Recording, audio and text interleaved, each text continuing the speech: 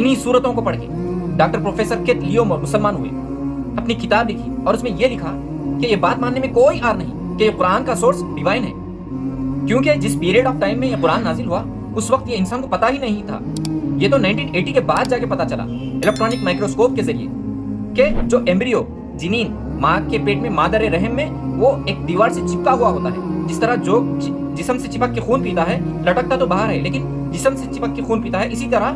جنین ماں کے پیٹ میں ایک دیوار سے چپکا ہوا ہوتا ہے۔ وہ کیونکہ ایمبریولوجی کے پروفیسر تھے، انہوں نے جب قرآن کو پڑھا اور جب سرچ کی تو انہیں یہ جان لیا کہ یہ حق کی کتاب ہے،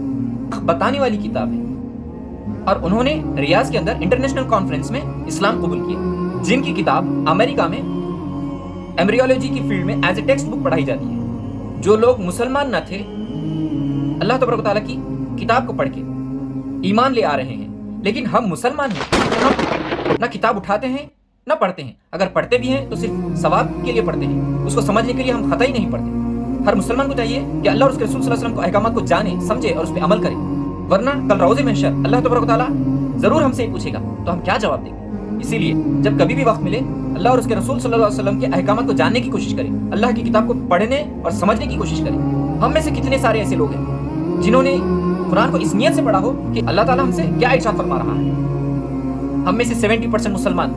ترجمے سے پڑھتے ہی نہیں، جو کہ ہمارے لیے ہدایت اور نور ہے۔ جس کتاب کو پڑھ کے غیر مسلمان ہو رہے ہیں، ان کو ہدایت مل رہی، لیکن ہم مسلمان ہیں کہ اس سے غافل ہیں۔ ہم سب کو موت سے پہلے ایک مرتبہ ضرور قرآن کو ترجمے سے پڑھنے اور سمجھنے کی توفیق عطا فرمائے، آمین۔